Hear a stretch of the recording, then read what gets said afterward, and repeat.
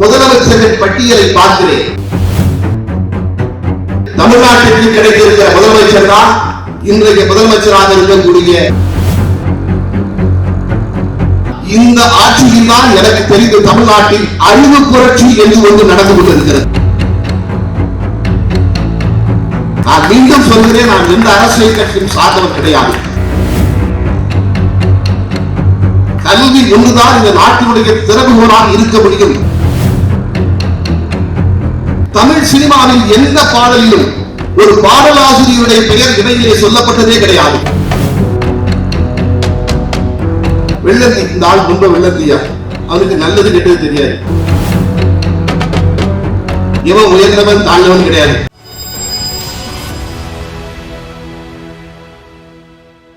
நான் தமிழகத்தினுடைய முதலமைச்சரின் பட்டியலை பார்க்கிறேன். 1920ஆம் ஆண்டு முதலாக சட்டமன்ற தேர்தல் நடந்து முதலாக முதலமைச்சர், அப்பொழுது பிரதமர் என்கிற பெயர் அது ஒரு பக்கம் இருக்கட்டும், ஏ சுப்பராயன் என்கிற முதலமைச்சர், அடுத்து பனகன் ராஜா, அடுத்து பி சுப்பராயன், அடுத்து முனுசாமி நாயுடு, அடுத்து ராமகிருஷ்ண ரங்காராவ், அடுத்து பி டி ராஜன், அடுத்து வெங்கடசெட்டி நாயுடு, அடுத்து மூதறிஞர் ராஜாஜி, பிரகாசம், ஓமந்தூர் ராமசாமி ரெட்டியார், குமாரசுவாமி ராஜா, பெருந்தலைவர் காமராஜர், பெரியவர் பக்தவச்சலம், பேரறிஞர் அண்ணா, நாவலர் நெடுஞ்செழியன், முத்தமிழறிஞர் கலைஞர், புரட்சி தலைவர் எம்ஜிஆர், பி என் ஜானகி அம்மையார், ஜெயலலிதா அம்மையார், பன்னீர்செல்வம், ஐயா எடப்பாடியார் என்று 21 முதலமைச்சர்களுக்கு பிறகு தமிழ்நாட்டிற்கு கிடைத்திருக்கிற முதலமைச்சர் தான் இன்றைய முதலமைச்சராக இருக்கக்கூடிய மாண்புமிகு முத்துவேல் கருணாநிதி ஸ்டாலின் அவர்கள். எதற்காக சொல்கிறேன் என்றால், அன்பானவர்களே, தமிழ்நாட்டில் இதுவரையிலும் பசுமை புரட்சி நடந்திருக்கிறது, வெள்ளை புரட்சி நடந்திருக்கிறது, தொழில் புரட்சி நடந்திருக்கிறது, மொழி புரட்சி நடந்திருக்கிறது, கல்வி புரட்சி நடந்திருக்கிறது. ஆனால் இந்த ஆட்சியில் தான் எனக்கு தெரிந்த தமிழ்நாட்டில் அறிவு புரட்சி என்று ஒன்று நடந்து கொண்டிருக்கிறது. இந்தியாவிலேயே எந்த மாநிலத்திலும் மாவட்டந்தோறும் புத்தக கண்காட்சி நடத்தப்படுவதே கிடையாது, தமிழ்நாட்டில் மட்டும்தான் நடக்கிறது. இந்தியாவில் எந்த மாநிலத்திலும் அகில உலக புத்தக கண்காட்சி என்று ஒன்று நடத்தப்படுவதே கிடையாது, தமிழ்நாட்டில் தான் நடைபெறுகிறது. நினைத்து பாருங்கள், மாணவர்களுக்காக எத்தனை திட்டங்கள், புதுமை பெண் என்கிற திட்டம், தவப்புதல்வன் என்கிற திட்டம், நான் முதல்வனானான் என்கிற திட்டம், மாவட்டம் தமிழ் கடமை என்கிற திட்டம், இளையோர் இலக்கிய பயிற்சி பாசறை என்கிற திட்டம், இளந்தமிழர் இலக்கிய பயிற்சி பட்டறை என்கிற திட்டம், இத்தனை அறிவு புரட்சியை நடத்துகிற மாண்புமிகு தமிழ்நாடு முதலமைச்சர் அவருக்கு இருக்கிற திசை நோக்கி பெரம்பலூரில் இருந்து நான் அவரை வணங்குகிறேன். நான் மீண்டும் சொல்கிறேன், நான் எந்த அரசியல் கட்சியும் சார்ந்தவர் கிடையாது. ஆனால் கல்வி ஒன்றுதான் இந்த நாட்டினுடைய திறவுகோலாக இருக்க முடியும் என்று நினைத்து செயல்பட்டுக் கொண்டிருக்கிற மாண்புமிகு முதல்வர் அவர்களை நான் மறுபடி வணங்க கடமைப்பட்டிருக்கிறேன். அன்பானவர்களே, அப்படி ஒரு புத்தக கண்காட்சியிலே, அப்படி தமிழ்நாட்டில் நடைபெறக்கூடிய 38 மாவட்டங்களிலும் பார்வையாளர்கள் அமர்ந்து ரசிக்கக்கூடிய ஒரு உயர்ந்த புத்தக காட்சியிலே நான் நின்று கொண்டிருக்கிறேன் என்று நினைக்கின்ற பொழுது உண்மையிலேயே அந்த மகிழ்ச்சியோடு என் தலைப்பிற்குள் நான் நுழையலாம் என்று கருதுகிறேன். இங்கே எனக்கு முன்னால் பேசிய மஞ்சரி அவர்கள் அற்புதமாக வாசிப்பை பற்றி சொன்னார். வாசிப்பை பற்றி பல செய்திகளை சொன்னார். ஒரு புத்தகத்தை எடுத்து நாம் எப்படி வாசிக்க வேண்டும், எப்படிப்பட்ட புத்தகங்களை வாசிக்க வேண்டும் என்று சொன்னார். நான் கூட கவிதைகளை சொல்லுவேன், புத்தகங்களை நாம் மேலிருந்து கீழே வாசிக்கிறோம், புத்தகங்களோ நம்மை கீழிருந்து மேலே தூக்கிவிடும். புத்தகங்களை நாம் மேலிருந்து கீழே வாசிக்கிறோம், புத்தகங்களோ நம்மை கீழிருந்து மேலே தூக்கிவிடும். அப்படிப்பட்ட சக்தி புத்தகங்களுக்கு உண்டு. அதைத்தான் அவர் அற்புதமான உரையாக நிகழ்த்தினார். நான் நினைத்து பார்த்தேன், அதாவது வாசிப்பை விடுங்க, ஒரு பக்கம் இருக்கட்டும், நாம் கேட்பவற்றுள் எதை சரியாக கேட்டிருக்கோம் என்று நினைத்து பாருங்கள். நாம் எல்லோரும் கேட்ட ஒரு திரைப்பட பாடல், நான் அதிலிருந்தே தொடங்கலாம் என்று கருதுகிறேன். திரைப்பட பாடலும் கவிதை தானே, சில பாடல்கள் கவிதை தானே. புது புது அர்த்தங்கள் என்று ஒரு படம், என் ஞான தந்தை காவிய கவிஞர் வாலி எழுதிய பாடல். அந்த படத்துல எல்லா பாட்டும் அவர் தான். கல்யாண மாலை கொண்டாடும் பெண்ணே என்று ஒரு பாடல் கேட்டிருப்பீர்கள். வாலிபங்கள் கூடும் வாலிபங்கள் ஓடும் வயதாக கூடும் ஆனாலும் அன்பு மாறாதது. அந்த சரணத்தில் எழுதுவாரு, நல்ல மனையாளி நேசம் 1 கோடி, நல்ல மனையாளி நேசம் 1 கோடி. அடுத்தவர் என்ன? நெஞ்சமெனும் வீணை பாடுமே தோடி. இப்படித்தான் எல்லாரும் சொல்லுவாங்க. அன்று பாடல் பதிவு நடந்து கொண்டிருக்கிறது. வாலி அமர்ந்திருக்கிறார், இசைஞானி இளையராஜா அமர்ந்திருக்கிறார், எஸ் பி பாலசுப்ரமணியம் பாட்டை பாடுகிறார். நல்ல மலையாளி நேசம் ஒரு கோடி, நெஞ்சம் எனும் வீணை பாடுமே தோடி. உடனே வாலி சொன்னாரா, ஐயோ அந்த பாருயா நெஞ்சம் எனும் வீணைன்னு பாடுறாயா, நிறுத்த சொல்லியாங்க. அது நெஞ்சம் எனும் வீணை அல்ல, நானும் அப்படித்தான் நினைத்துக் கொண்டிருந்தேன். செஞ்சம் எனும் வீணை. ஒரு பாட்டு பாருங்க, ஒரு பாட்டு ஒரு தகவல் சொல்கிறது. இன்னொன்று, தமிழ் சினிமாவில் எந்த பாடலிலும் ஒரு பாடலாசிரியருடைய பெயர் இடையிலே சொல்லப்பட்டதே கிடையாது. இந்த பாடலை கேட்டு பாருங்கள். நல்ல மலையாளி நேசம் ஒரு கோடி, செஞ்சம் எனும் வீணை பாடுமே தோடி என்று பாடிவிட்டு அந்த இடத்தில் நிறுத்தி எஸ் பி பாலசுப்ரமணியம் சபாஸ் வாலி என்று சொல்லுவார். எதற்காக? அதில் என்ன விசேஷம் இருக்கிறது என்று சொல்லி, வீணையில் பல வகை இருக்கின்றன. ருத்ர வீணை, சாகர வீணை என்று பல வகைகள் இருக்கின்றன. அதில் செஞ்சம் என்பது ஒரு வீணை. அந்த வீணை எந்த ராகத்தை பாடினாலும் அது சோகமாகத்தான் மாற்றுவான்.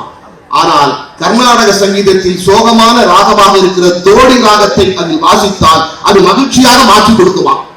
அந்த கதாநாயகன் படத்தில் மனைவியால் கஷ்டப்படுகிறவன் அவன் சொல்லுகிறான், எனக்குள் எவ்வளவு சோகம் இருந்தாலும் நான் செஞ்சல் வீணையை பாடுகிற தோடி ராகத்தை போல பாடுவேன் என்று சொல்கிறான். உங்களுக்காக நான் மகிழ்ச்சியாக மாற்றி கொடுப்பேன். ஒரு இசை கலைஞனுடைய உள்ளத்தை ஒரு இசைக்கருவியை வைத்தே சொல்லிவிட்டார் என்பதால் தான் இசைஞானி இளையராஜா ஒரு பாடலுக்கு நடுவில் பாடலாசிரியரை பாராட்ட வைத்தார். நாம் எவ்வளவு பேர் கவனித்திருக்கிறோம் நினைத்து பாருங்கள். எனக்கே இந்த செய்தி கவிஞர் வாலி சொல்லித்தான் தெரியும். அதைத்தான், அதாவது எப்படிப்பட்ட புத்தகங்களை நாம் தேடி தேடி படிக்கிறோம் என்பதை பொறுத்து இருக்கிறது. அப்படிப்பட்ட மொழி நம்முடைய மொழி இல்லையா? அப்படிப்பட்ட மொழி நம்முடைய மொழி. சின்ன சின்ன வார்த்தைகள். தமிழிலே வெள்ளந்தி என்கிற ஒரு வார்த்தை, நினைத்து பாருங்கள்.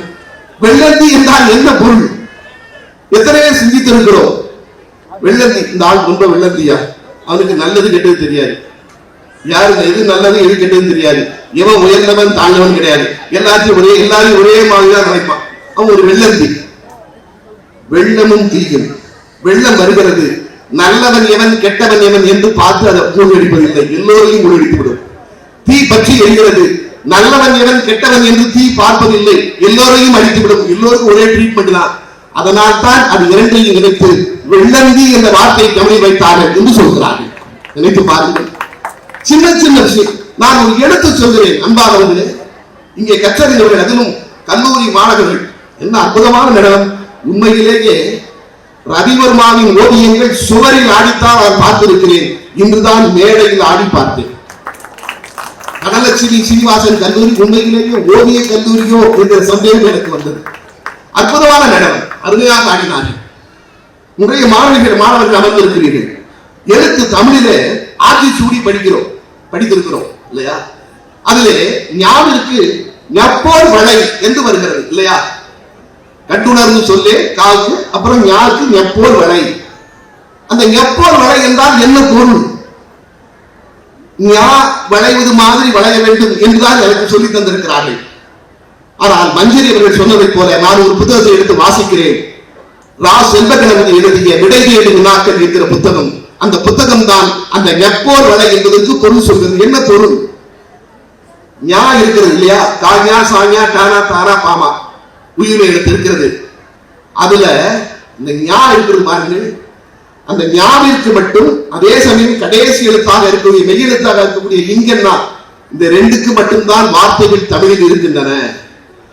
ஞா வரிசையில் வேறு எந்த எழுத்திற்கும் வார்த்தையே கிடையாது. எதிலுமே வார்த்தை கிடையாது. ஆனாலும் வார்த்தைகளே இல்லாவிட்டாலும் அந்த ஞா என்ன செய்கிறது? தன்னுடைய குடும்பத்தையே வளைத்து காப்பாற்றிக் கொண்டிருக்கிறதாம். அதை போல நம்முடைய குடும்பத்தில் பயனில்லாமல் யாரும் இருந்தால் கூட அவர்களையும் நாம் வளைத்து காப்பாற்ற வேண்டும் என்றுதான் அவ்வை ஞா போல் வளை என்று சொன்னார் என்று எழுதுகிறார். ஒரு சாதாரண ஒரு எழுத்தினுடைய வார்த்தை கூட எனக்கு தெரியவில்லை. நான் என்ன வைத்தே சொல்கிறேன். அது படித்த பிறகுதான் எனக்கு தெரிகிறது. சரி, நாம் திருக்குறளை கொண்டாடுகிறோம். திருக்குறளை எல்லோரும் கொண்டாடுகிறோம். அந்த குறளுக்கு ஒவ்வொருவரும் சொல்கிற பொருளை பார்த்தால் வியப்பாக இருக்கிறது. எப்படிப்பட்ட புத்தகம் பொருள் நமக்கு கிடைத்திருக்கிறது. அதாவது சமீபத்தில் அந்த புத்தகம் ஒரு குறளுக்கு பொருள் சொல்கிறது. பயன் தூக்கார் செய்த உதவி நயன் தூக்கி நன்மை கடலில் பெருகி. பயந்து செய் நன்றி அறிதல் அந்த பொருள் இருக்கு, எல்லாரும் படிச்சிருக்கலாம். என்ன பொருள்? நீங்கள் இப்பொழுது கூட உங்கள் செல்போனை கூட எடுத்து பாருங்க, பொருளை எடுத்து பாருங்க. எல்லாரும் என்ன பொருள் எழுதியிருக்கிறார்கள்? எதிர்பாராமல் செய்யக்கூடிய உதவி என்பது கடலை விட பெரியது. இன்னும் புலியூர் கேசிகன் தன்னுடைய உரையில் கடலின் அளவை விட பெரியது என்று எழுதியிருப்பார். பயந்தூக்கார் செய்த உதவி நயந்தூக்கி நன்மை கடலின் பெரிது. நீங்க எல்லா பொருளும் எல்லாரும் இருக்காங்க. செல்வ கணபதி அந்த புத்தகத்தில் எழுதுகிறார், திருவள்ளுவர் கடலை விட பெரியது என்று சொல்லவில்லை, அவர் சொல்லுகிற பொருள் வேறு என்று எழுதுகிறார். என்ன சொல்கிறார்? கடலிடம் எது உதவி எதிர்பார்க்கிறது? சூரியன் கடலுடைய நீரை கேட்கிறது, கடல் நீரை கொடுக்கிறது. அது கொடுக்கும் போது கடல் நினைக்குமா, இந்த தண்ணி நீர் எங்க போகுது, நேர வாங்கும், மறுபடியும் அது வேகமா மாறும், மழையாக பொழியும், நதியாக ஓடி நம்மகிட்ட தானே வந்து சேரும் அப்படின்னு கடல் எதிர்பார்த்து அந்த உதவியை செய்கிறது.